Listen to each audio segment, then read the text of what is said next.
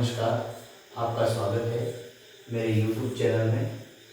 अपन धातुओं के निष्कर्षण के बारे में पढ़ रहे थे, तो धातुओं के निष्कर्षण किस प्रकार होते हैं ये इसके बारे में धातुओं के निष्कर्षण धातुओं के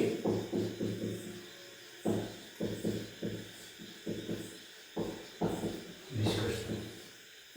अब यहाँ पर अपन ने 3 कैटेगरी बनाई थी, आपको ध्यान में हो तो कितनी कैटेगरी बनाई थी? 3 कैटेगरी बनाई थी। कौन कौन सी?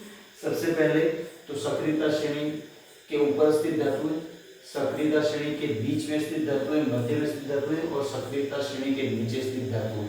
ये 3 प्रकार की अपन ने श्रेणियां बनाई थी। तो सबसे पहले अपन सक्रियता श्रेणी के नीचे स्थित धातुओं, सक्रियता श्रेणी के नीचे स्थित धातुओं का निष्कर्षण के बारे में पढ़ेंगे। धातुओं का निष्कर्षण। अब सक्रियता श्रेणी के नीचे स्थित धातुओं का निष्कर्षण मैंने आपको जैसा कि बताया था कि ये जो धातु होती है वो अनअभिक्रियित होते हैं, यानी कि अभिक्रिया किसी के साथ ज्यादा करती नहीं है। तो इनको केवल इन धातुओं के ऑक्साइड को गर्म करके ही अपन सीधा धातुओं को प्राप्त कर सकते हैं। तो ऑक्साइड को गर्म करने के लिए जैसे एग्जांपल आप लीजिए यहाँ पे सिनाबार जो होता है वो मरकरी या पारा,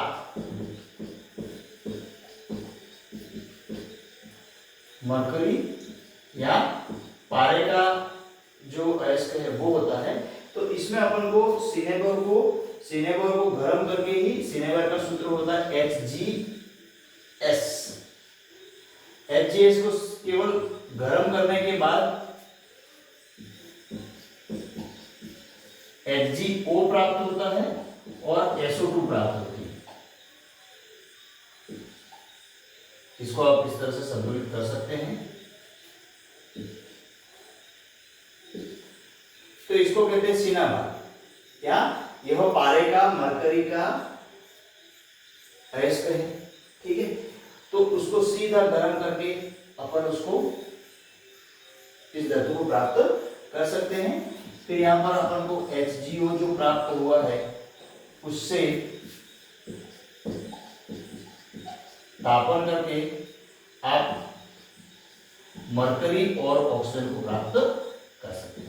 तो यहाँ सिंपल सी बात आपको ये ध्यान में रखनी है कि ये जो धातु होती है सक्रियता श्रेणी के नीचे स्थित जो धातु होती है उनको अपन उनके ऑक्साइडों को केवल गर्म करने से ही धातुओं को प्राप्त किया जा सकता है। ऑक्साइडों को गर्म करके धातु आसानी से प्राप्त कर सकते हैं। इसका एग्जाम्पल ये सिनाबार होता है, जिसको अपन गर्म करने पर, यहाँ पर भी आप तापन लिखोगे, गर्म करने पर HgO में बदलता है और SO2 निकलती है। HgO को और ज्यादा गर्म करने पर ताप में ये पारा और ऑक्सीजन आपको प्राप्त हो जाती है। तो ये विधि है सक्रियता श्रेणी के नीचे स्थित धातुओं को आसानी से प्राप्त करने की।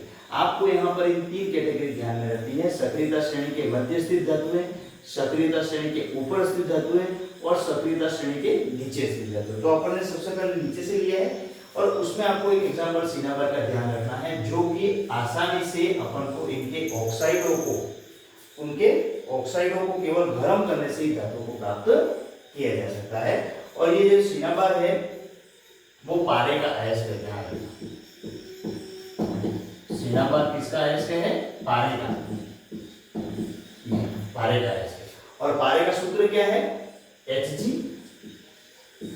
ये ध्यान रखना। मैं आपको सभी तत्वों के सूत्र एक बार लिखवाऊंगा और आपको याद करवाऊंगा।